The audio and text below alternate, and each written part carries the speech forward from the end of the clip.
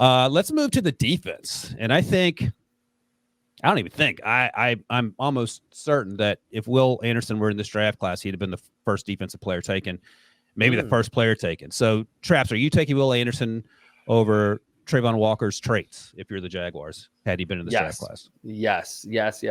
I think with Will Anderson, you have really good traits too. I mean, I'm pretty sure he's not 6'5", 270. He looks smaller than that on film, but the productivity over his first 2 seasons, the efficiency as a pass rusher was tremendous. I think he's a great run defender too. He's just really, really powerful, explosive. I think right now you probably have to lean toward quarterback being the number 1 overall pick just because of the positional value and that we have these hyped players that were underclassmen.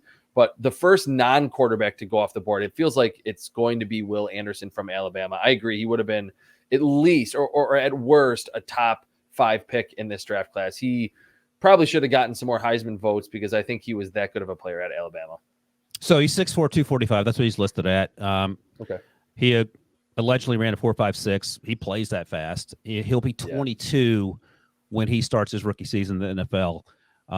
His birthday is September 2nd, as I look at it here.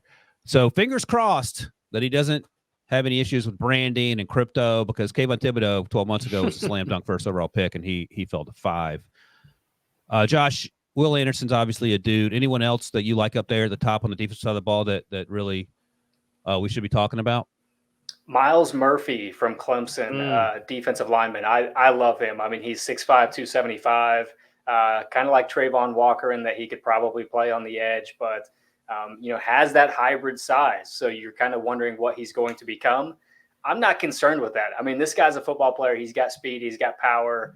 He can rush from the inside, but he's a guy that I'm confident in playing in run situations on the edge as well. So I love Miles Murphy. He's a top 10 player for me comfortably. I mean, he's easily one of the best prospects in this class, in my opinion. So that's one that I'm looking at early this year.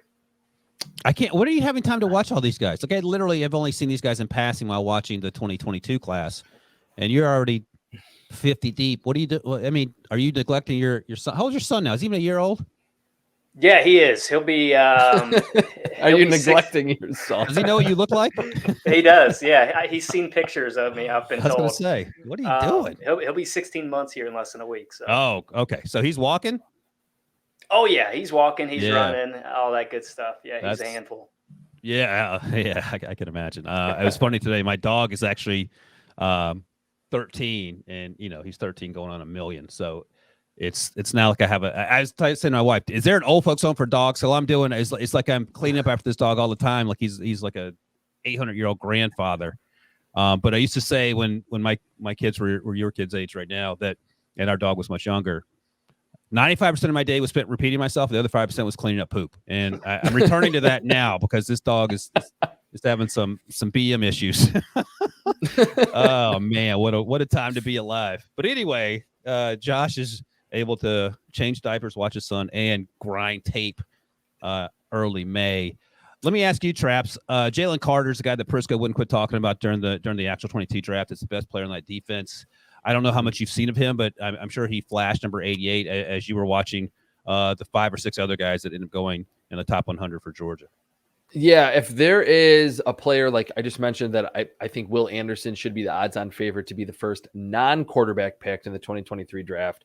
If there's someone that can be that candidate to unseat Will Anderson, I think it would be Jalen Carter, and that he's explosive, he's long, kind of like Josh has mentioned with Murphy. He can play up and down the line of scrimmage. He has an NFL frame. And I think, and this is important, this is why I didn't really love Trayvon Walker, I think he's a great pass rusher right now. And I get it, and I heard it a million times.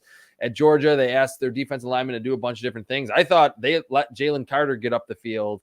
A great run defender, too. So he's someone that feels like that elite prospect. When you're standing out as an underclassman and when like the whole defense gets drafted and you might be the best one, I think that's a good sign for the season that you're in store to have and where you'll ultimately land in the first round. Yeah, and that's the case for both Will Anderson and Jalen Carter. And then on the opposite side of Will Anderson is Dallas Turner, number 15, who's not even draft eligible this year, and he could end up being a dude as well. He was a dude last year, but he could end up being a really the next great edge rusher to come come out of the SEC when his number is called.